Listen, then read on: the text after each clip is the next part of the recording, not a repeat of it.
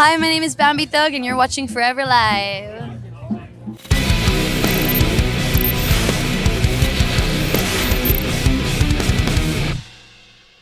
Welcome to 2003. Thank you. And you are going to be playing the Forest stage later. And I don't think there's any stage out there that would be more fitting for you. It's very apt, yeah, for the It's Witch very of the Woods. mystical forest. How does it feel to be playing to the trees and the people? I mean, it feels correct. I feel like that's probably the zone I'm probably most suited to. Also, I haven't been close to enough trees recently, so I'm very excited about that. We had somebody come on here earlier, said they start counting the trees to see if 2000 were accurate. Is that something you've started doing yet? I'm really bad at math and counting. But you're not bad at being connected to nature, because I No. saw this video of you actually handing out potatoes at Glastonbury. Oh, yes. And I have to ask about that. What are the potatoes about? So I'd actually I have a potato in my bag out there, and it says "famine is forced" on it. So I just put the words to Sinead O'Connor's "Famine" song on it, to remind people that the what you're taught in the UK about the famine is wrong, because it was forced. There was no famine.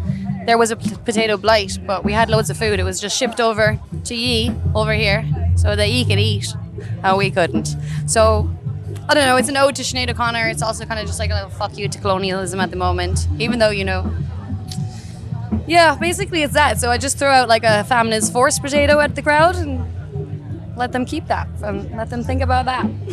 I feel like you're the person to like make a statement with the art in like any way, shape Yeah. or form you come up to. Like, Yeah. is that something you've always done, just taking inspiration from everyone, but like, how can I make this into something that means something?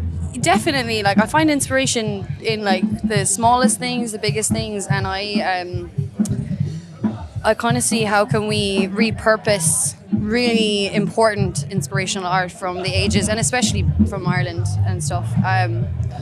So I don't know, I just live my life through creation and through play, and you can make a statement with as simple as a potato, which is kind of like a snide, like little jab, but at the same time it's funny, and people love Ireland, so you know what, we say what we want and we get away with it. We'll let you get away with a lot of stuff. And I think all of your music is like so creative as well. Like it's Thank so you. unpredictable. And it's so amazing to see that there are so many people out there that like so deeply resonate with it. It's wild, actually. I've got like a little cult around the world, really, which I'm so grateful for. And yeah, I don't know, like the alt scene, just because it's alt, like doesn't mean that people who haven't been into alt can't get into it. Like I've had loads of people who have found our genre through me and stuff. Do you know what I mean? Or like kids who've like been mad Swifties. That's And they're like, amazing. we have Taylor Swift. They've got Taylor Swift bracelets and they've got Bambie bracelets, and I'm like, that's so random, but thank you so much. No, do you know what? Connecting to people is the most important thing, I think, especially now, like in just the political climate and everything. Like music can reach and shift people's mindsets, and I think we have to be aware of that and use our platforms like intelligently and through kindness and compassion and love with righteous anger. Yeah. And just really fostering that connection. Yeah. And like that realness. And I think that's also something that comes across with like everything you're about. It's like just Yeah. it's very you, it's very authentic, it's breaking rules, it's breaking boundaries, Yeah. and it's inspiring to people that Yeah. I mean, I think for ages, like it took me a while to like allow myself to really come into myself.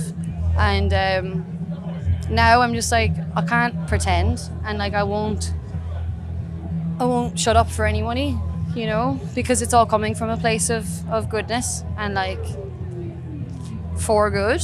So I don't know, like I think when we grow up as well, we're kind of told to like fit into boxes and stop imagining and stop playing, and like I have a bit of Peter Pan that way. Like I'm kind of just like, why? It's so fun. I'm so grateful to do music because I can create all these worlds and these characters and like escape, but also it's all different facets of me in some way, so I'm just so grateful. Like, do you know what I mean? It's nice. Is that like a piece of advice you'd give to your younger self, and just be like, be grateful for, that those quirks you have and express them? My advice for my younger self would be hurry up and tell people who you are because they're going to love you anyway. That's it. Yeah, I think that's a really beautiful message. Yeah. And, you know, you're also very expressive with your fashion. Like, is that Yeah. something you were always really into?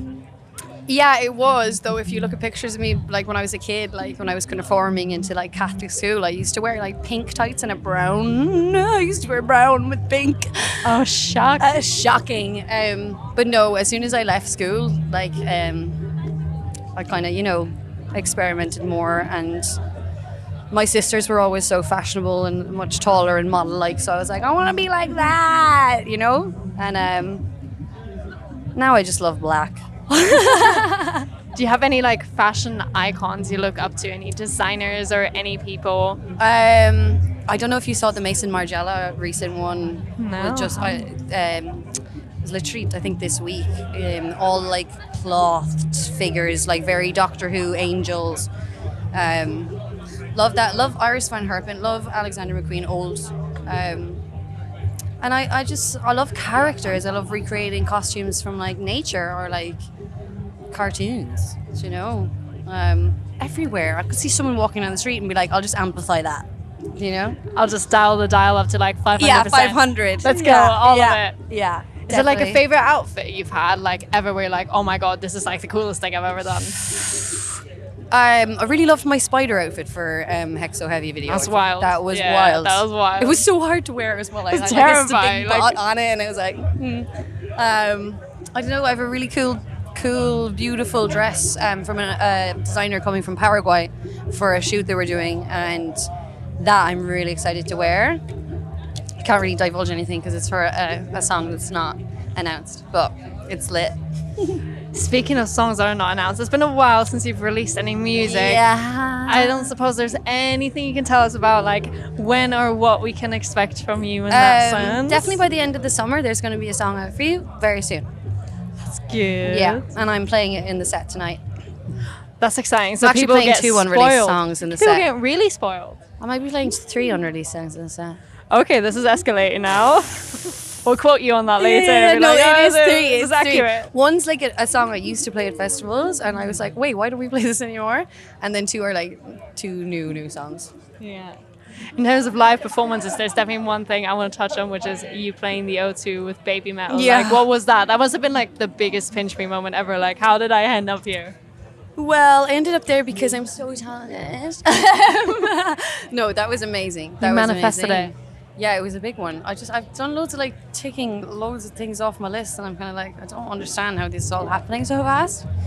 Even though I've been doing this for ages, so you know, but like, yeah, that was an incredible moment, and I had to like at the end. It wasn't until the last song on the set that I was like, Bambie, can you be present on the stage here because you're playing the O2? And I was like, oh yeah, wait, I'm playing the O2, like in the middle of Tsunami at the end. The rest of it just went whew, past me, but. Yeah, I'm proud. I'm really proud of myself, and I'm proud of my team, and I'm just grateful. Like it's just like now I'm like, okay, what next? What next? And I love big crowds. I love running around. I love the space on a big stage. So Love please more of those. taking up the space. Yeah. So what's I'm like so small as what's well. next then on the like taking off the bucket list venues? Bigger stage at Glastonbury. Okay, yeah, we can do that. Everywhere. I mean, I would eventually like to play Madison Square Gardens at some point when America becomes healed, potentially in the future. Manifest the big American healing. Yeah, manifest the big American healing. My own O2 show. I'd love that, you know. That's something. Yeah, definitely in the pipeline. And I don't know, you know, I'm really excited to play Lowlands in Netherlands in August, and then that's my last festival for the summer. And then I'm just writing. Going away on a little creative retreat. I'm just going to be in creative mode and resting. Resting is Napping. important. Yeah, napping is really important, guys. You might see me later on somewhere in a corner napping. Yeah, just creating. I'm ready to get back in the studio again. Well, we'll stay tuned and see what you come up with next. Yeah. Thank you so much Thank for you. taking the time. Thank you so much.